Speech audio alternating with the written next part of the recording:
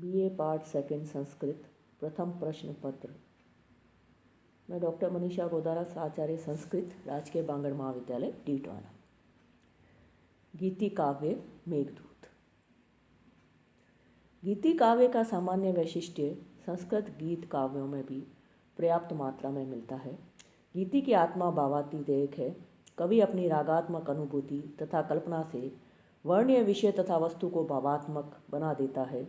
गीतियों का निर्माण उस बिंदु पर होता है जब कवि का हृदय सुख दुख के तीव्र अनुभव से आप्लावित हो जाता है और वह अपनी रागात्मिका अनुभूति की अपनी हार्दिक भावना की पूर्णता के कारण बाह्य अभिव्यक्ति के रूप में परिणत करता है। स्वगम्य अनुभूति परगम्य अनुभूति के रूप में परिणत करने के लिए कवि जिन मधुर भावापन रसांद्र उक्तियों का माध्यम पकड़ता है वही होती है गीतियाँ। इसके लिए कतिपय उपकरण आवश्यक होते हैं जो इसके साधक तत्व होते हैं। भावमयता इनमें प्रमुख है। यूँ तो संस्कृत के अलंकारिकों की दृष्टि में काव्य मात्र के लिए रसात्मकता अपेक्षित गुण है, परंतु गीति काव्य के लिए तो ये अनिवार्य है। भाव सांद्रता के अभाव में कोई भी उक्ति गीति की महनीय संज्ञा नहीं प्राप्त कर सकती। भावों में किसी एक भाव को केंद्रस्थ होना नितांत आवश्यक है। उस केंद्र स्थित भाव को अन्य भाव ससाय प्रदान कर उसे अभिवृद्ध समृद्ध तथा परिपुष्ट किया करते हैं। इसे भावान्विति का विधान दिया जा सकता है। सहज अंतर प्रेरणा तो काव्य मात्र के लिए भी आवश्यक होती है, गीति के लिए तो वह नितांत आवश्यक है। विषय का आधार तो नाम मात्र का ही रहता है, वस्तुतः वह कवि के व्यक्तित्व का प्रतिफलन होता है। गीति काव्य के विषय के लिए कवि अपने से बाहर नहीं जाता, प्रत्युत अपने हृदय के अंतराल में स्थित स्वयं अनुभूति के द्वारा आत्मसात किए गए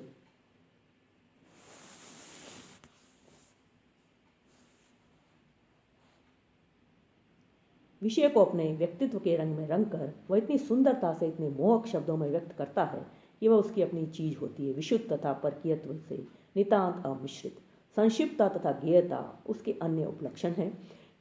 कवि को गीति में वर्ण्य विषय के विस्तार के लिए अवकाश नहीं होता। कभी कभी भावना का आवेश इतना क्षणिक होता है कि कवि एक ही पद या पद्य में उसकी पूर्ण अभिव्यक्ति कर देता है।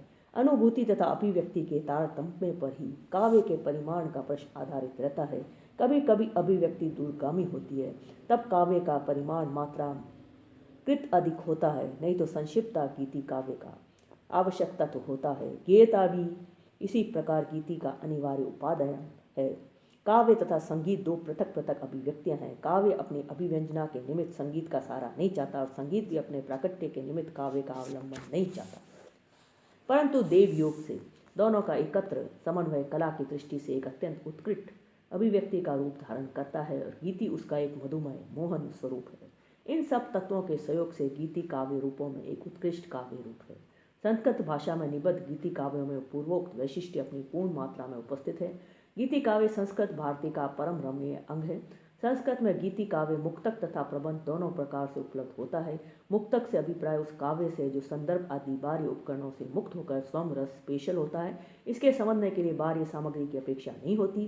संस्कृत के मुक्तक उन रस भरे मोदकों के समान है जिनके आस्वाद मात्र के सहृदयों का हृदय सद्य परितृप्त हो जाता है। जो आलोचक रस को पुष्टि के लिए प्रबंध काव्य को ही उत्तम साधन समझते हैं, उन्हें आनंद वर्धन की यह उक्ति भुलानी नहीं चाहिए। मुक्तेषु ही प्रबंधेषु एव रसमन्ना विनेविशिना कवियो दृश्यन्ते। मुक्तक काव्य के सुंदर उदाहरण भरथरी तथा अमरूक के शतक हैं। प्रबंधात्मक गीति काव्य के दृष्टांत कालिदास का मेघदूत तथा उसी के अनुकरण पर लिखे गए संदेश काव्य हैं। गीति काव्यों में मधुर पदावली के साथ संगीतमय छंदों का भी प्रयोग किया गया है। वर्णन विशेषकर श्रृंगार नीति वैराग्य तथा प्राकृतिक दृश्यों के हैं। यहाँ कोमल भावों की मधुरिमा प्रत्येक रसिक के हृदय को हठात अपनी ओर आकृष्ट करती है। इसका कारण यह है कि इन गीति काव्यों का बाह्य रूप जितना अभिराम तथा सुंदर है, उतना ही सुंदर तथा पेशल इनका आभ्यंतर रूप भी है। मेघदूत संस्कृत के गीति काव्यों का आदिम ग्रंथ महाकवि कालिदास का मेघदूत है, जिसमें धनपति कुबेर के शाप से निर्वासित एक विरही यक्ष की मनोव्यथा का मार्मिक चित्रण है।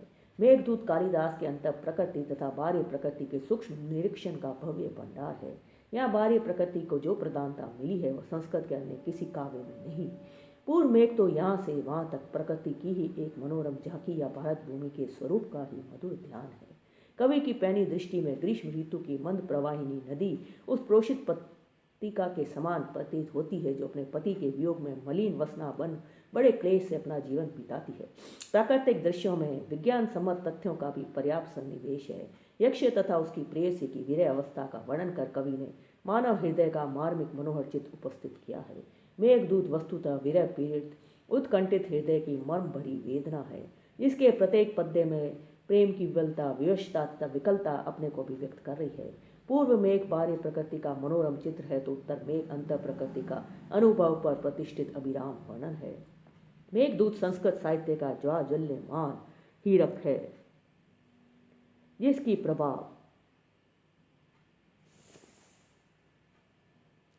समय के प्रवाह से और अधिक बढ़ती रहती है।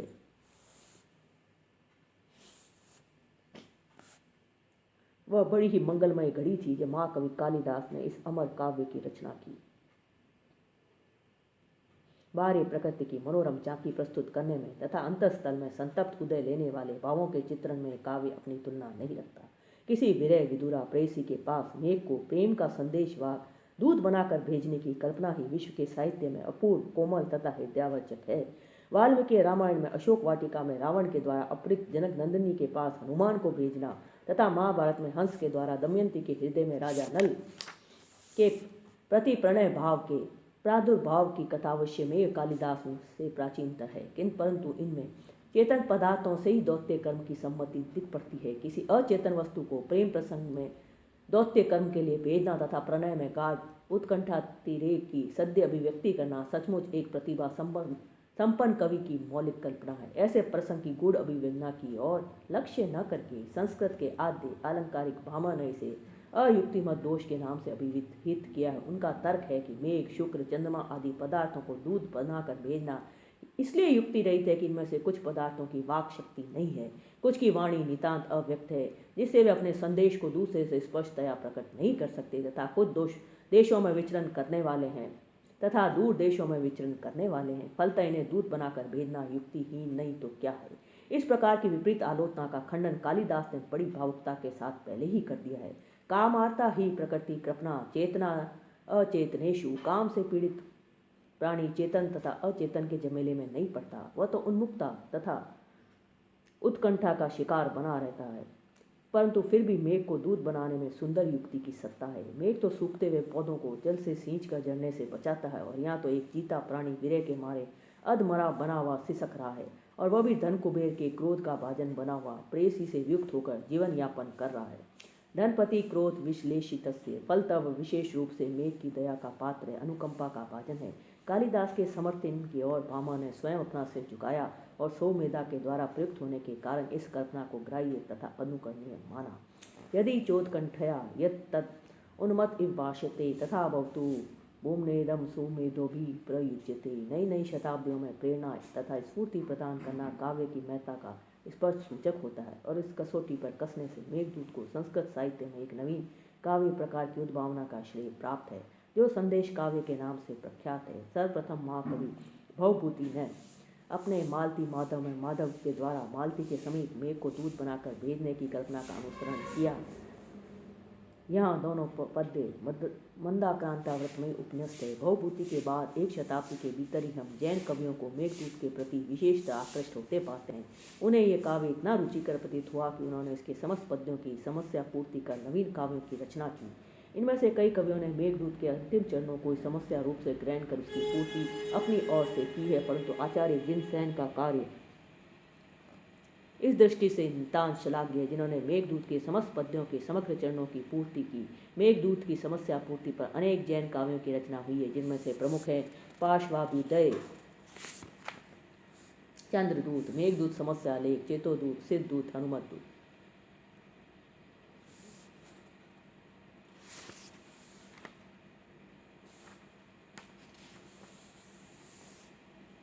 संदेश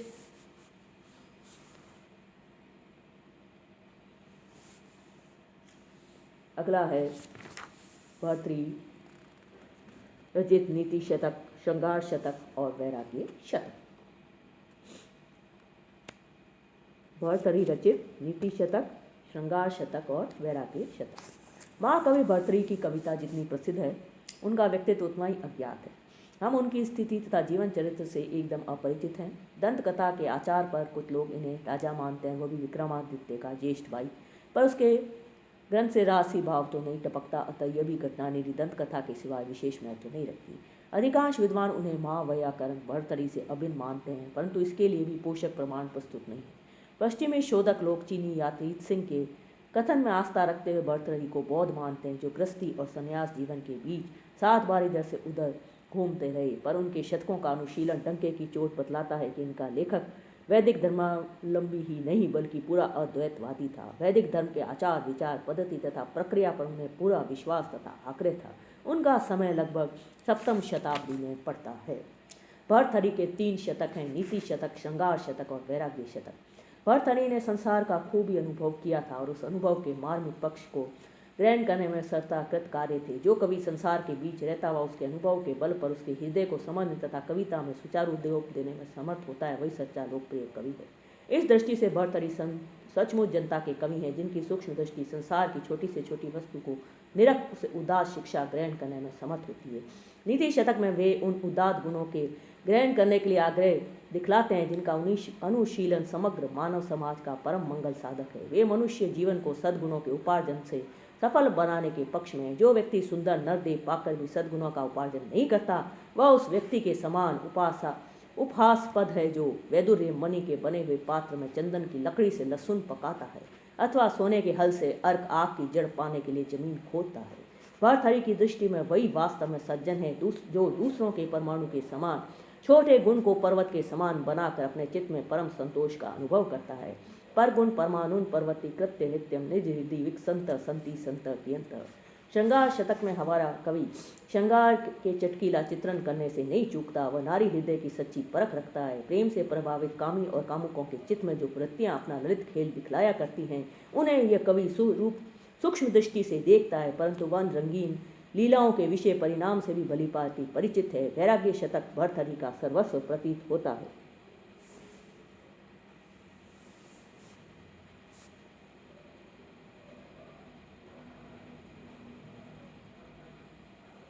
वे संतोष को परम सुख तथा वैराग्य को इसका एकमात्र साधन मानते हैं। सांसारिक विषयों में आसक्त व्यक्ति की ये उक्ति कितनी सजीव और चमत्कार जनक है। धन्यानाम गिरि कंद्रेशु वस्ताम ज्योति परम ध्यायताम आनंदाशु कणान पिबंती शकुना निसंगम अंकेशया अस्माकं तु मनोरथो परचित प्रासाद वापी तट क्रीड़ा कानन केली कौतुक युषामायु परम शीयते। वे लोग संस्कृत धन्य हैं जो पर्वत की कंदराओं में निवास करते हुए परम ज्योति का ध्यान करते हैं और जिनकी गोदी में बैठे हुए पक्षी नेत्रों से बहने वाले आनंद के आंसुओं के कणों को पिया करते हैं। हमारी आयु तो मनोरथ से बनाए गए मैल बावड़ी और उपवन में विरह आसक्त होने से दिन प्रतिदिन क्षीण होती जाती है। सांसारिक पुरुष रात दिन गृहस्थी की चिंता में डूबा हुआ अपना व्यर्थ जीवन बिताया करता है। भर्तृहरि की दृष्टि में तपस्वी जीवन ही नितांत श्रेयस्कर है। मुनि के लिए पृथ्वी ही रमणीय शैया है, भुजाएं तकिया है, आकाश ही चंदवा है, अनुकूल वायु ही पंखा है, शरद का चंद्रमा दीपक है, विरति उसकी प्रिया है। शांत मुनि ऐश्वर्यशाली सम्राट के समान सुख का अनुभव करता हुआ आनंद पाता है। मही रम्या शय्या विपुलम उपदानम भुजलता वितानम च आकाशम व्यजनम अनुकूलो अयम अनिल शरद चंद्रो दीपो वर्ति वनिता संग मुदितः सुखी शांत शेते मुनिर्तनु भूपति नृप एव।